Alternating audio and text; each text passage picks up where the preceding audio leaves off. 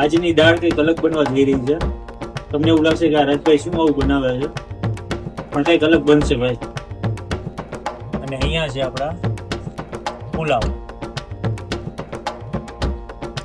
છે ને મસ્ત મજાના પુલાવ.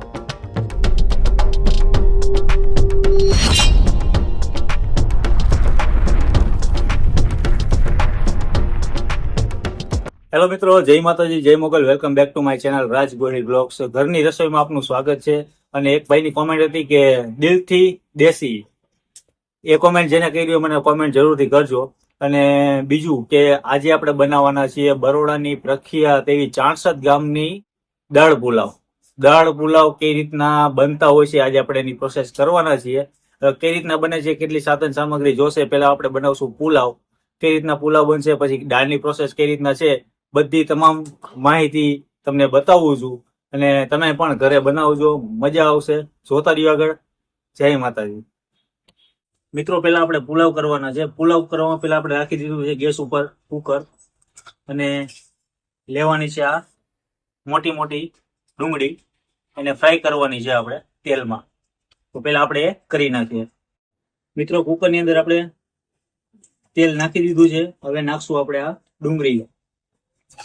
પુલાવ ને ડુંગળી ઉપરથી ફ્રાય કરીને મસ્ત મજાની પેલા ને 5-6 મિનિટ સુધી એકદમ એને ફ્રાય કરી નાખવાનું. આ આપણી ડુંગળી બ્રાઉન ના થાય ત્યાં સુધી આને ફ્રાય કરતું રહેવાનું છે. મિત્રો, આપણી ડુંગળી ફ્રાય થઈ ગઈ છે. હવે આને એક ડીશમાં આપણે કાઢી લઈએ. આપણે આ ડુંગળી ફ્રાય કરેલી કાઢી લઈએ.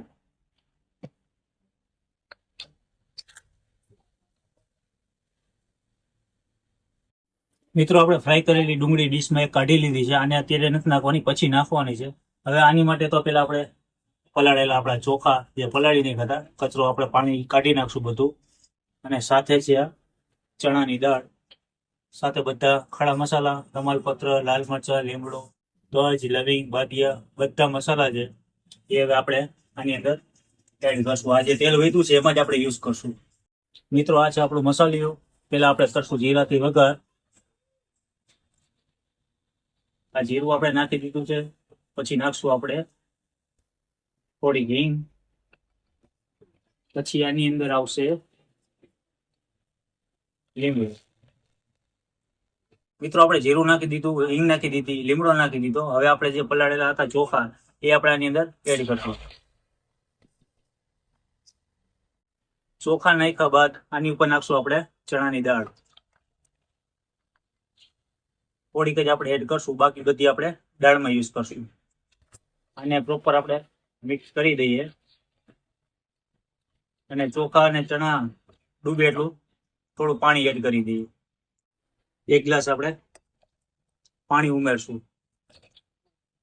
પછી આપણે સ્વાદ અનુસાર મીઠું. મિત્રો, પાણી નાખ્યા બાદ આપણા જે આ બધા ખડા મસાલા હતા એ બધા પ્રોપર આની અંદર એડ કરવાના છે. પછી આને મસ્ત મિક્સ કરીને હલાવીને આપણું કુકર બંધ કરશું. મિત્રો, આ કુકર આપણે કરી નાખ્યું છે બંધ. હવે આપણે કરશું દાળ કઈ રીતના બને છે એની પ્રોસેસ. કુકરને અત્યારે આપણે ઓછામાં ઓછી 2 કે 3 સીટી વગાડવાની છે એટલે આપણા પુલાવ થઈ જશે ઓકે.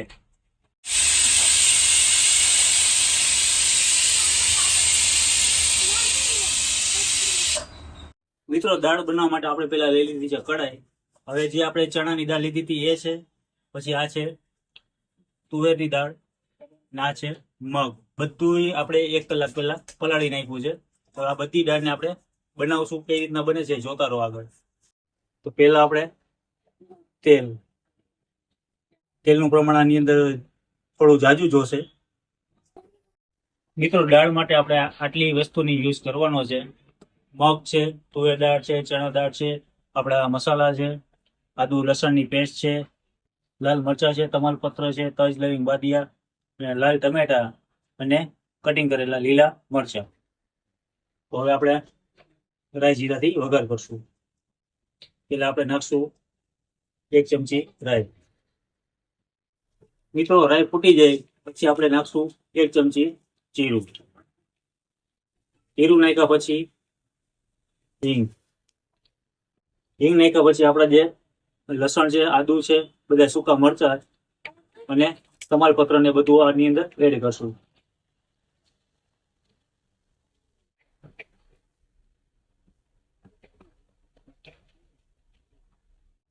મિત્રો આપણે ડુંગળી ભૂલી ગયા હતા, ડુંગળી પણ આની અંદર એડ કરવાની છે. પછી આને એક ફ્રાય કરવાની, જ્યાં સુધી બ્રાઉન કલરની ના થાય ત્યાં સુધી આને પકાવવાનું છે. અને મિત્રો આપણે જે દાળ આપણે લીધી હતી એ બધું આપણે તપેલીની અંદર નાખી દેશું. દાળ આ છે ચણાની દાળ, આ છે તુવેર દાળ, આ છે આપણા મગ. બધા આપણે પલાળીને રાખ્યા હતા. તમે બાફી શકો છો, બાફીને પણ તમે આવી રીતના ક્રશ કરી નાખવાનું છે. આપણે આને હવે બ્લેન્ડર ફેરવશું. આવી રીતના બ્લેન્ડર ફેરવી નાખવાનું છે ને બધી દાળ આપણી એકરસ થઈ જાય. મિત્રો આપણી ડુંગળી બ્રાઉન કલરની થઈ ગઈ છે. આની અંદર નાખશું આપણે ટમેટા અને મરચા. આ છે આપણા ટમેટા અને મરચા.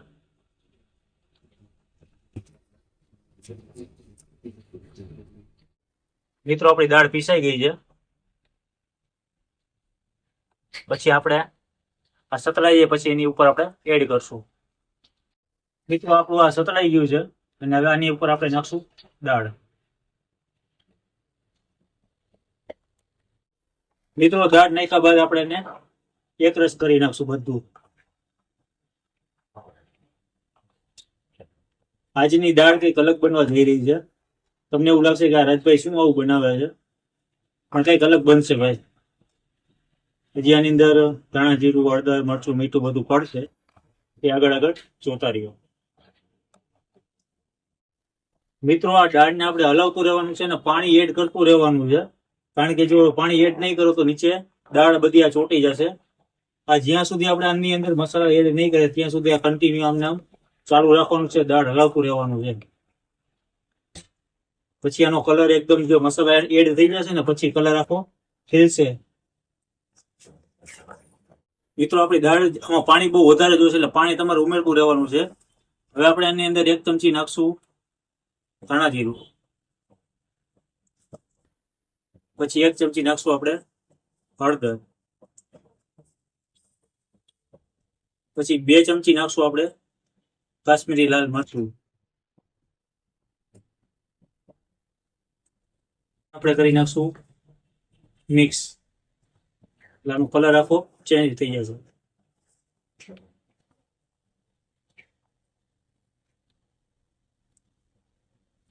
અને મિત્રો હલાવતું રહેવાનું છે.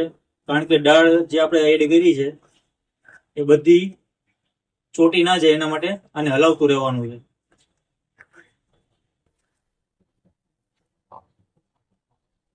મિત્રો આની અંદર તમે આપણે ઘરે મહાલક્ષ્મીનો ગરમ મસાલો એડ કરવાનો છે. એ આપણે આની અંદર એડ કરશું. આ છે ગરમ મસાલો, એ સુગંધ આવે ને એના માટે. મિત્રો આને ઓછામાં ઓછું આપણે એને ઉકળવા દેવાનું છે. અને 1 ચમચી આપણે સ્વાદ અનુસાર મીઠું. પછી આની ઉપર આવશે લીંબુનો રસ નાખશું એટલે ચટપટું લાગે અને દાળ બની છે. આને ઓછામાં ઓછું આપણે 20 થી 25 મિનિટ સુધી એને ઉકળવા દેવાની છે. ત્યારે આપણી દાળ થશે ઓકે. મિત્રો આપણા પુલાવ બની ગયા છે. જો હવે આની આપણે જે ઓલી ફ્રાય કરેલી હતી ડુંગળી એ આપણે આની અંદર એડ કરશું. મસ્ત મજાના પુલાવ બની ગયા છે. અને અહીંયા બાજુમાં દાળ બની રહી છે. મોજ આવશે ભાઈ આજે. મિત્રો આપણી દાળ ઉકળી ગઈ છે. હવે આપણે આની ઉપરથી શણગાર કરી નાખશું ધાણાભાજીનો. અને આપણી દાળ થઈ ગઈ છે ઓકે. તો હવે આપણે ટેસ્ટિંગ કરીએ. ચાણસદ ગામના પ્રખ્યાત એવા દાળ પુલાવ. મિત્રો આ છે આપણી દાળ અને અહીંયા છે આપણા પુલાવ. છે ને મસ્ત મજાના પુલાવ. હવે આપણે આની ડીશમાં લઈ લેશું.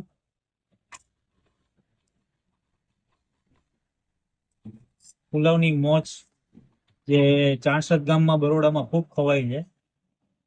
ને આની અંદર આપણે એડ કરશું આપણી આ ખાટી તીખી અને મસ્ત મજાની દાળ. અહીંયા લોકો આવી રીતે ખૂબ ખાવાનું પસંદ કરતા હોય છે. તો જોઈએ આજે તેનો ટેસ્ટ આવે છે કે નહીં, પણ દાળ બની છે ખતરનાક. જોઈએ ટેસ્ટિંગ કેવો આવે છે, એમના જેવો છે કે નહીં. તમે પણ ઘરે આવી રીતના ટ્રાય કરજો. તો આજે હું ટ્રાય કરું છું કેવા બન્યા છે, તમને રિવ્યુ આપીએ. મિત્રો આપણા દાળ પુલાવ આવી ગયા છે અને 64 ગામમાં ખૂબ ખવાય છે. બરોડાની બાજુમાં 64 ગામ 12 કિલોમીટર દૂર છે અને વિડીયો પણ શોર્ટ ટાઈમમાં આવી ગયો છે, તમે જોયો પણ હશે. તો મેં કીધું લાવો નાની રેસીપી આપણે બનાવીએ, કઈ રીતના બને છે. પણ ત્યાંની જે બનાવવાની રીત આખી છે ને આખી અલગ છે ને ત્યાંનો ભાઈ લાજવાબ ટેસ્ટ છે. એકવાર ખાવ એટલે તમે તેના દીવાના થઈ જાઓ. અને આજે જોઈએ આપણે અહીંયાનો ટેસ્ટ કેવો બન્યો છે, આપણે ટેસ્ટિંગ કરીએ.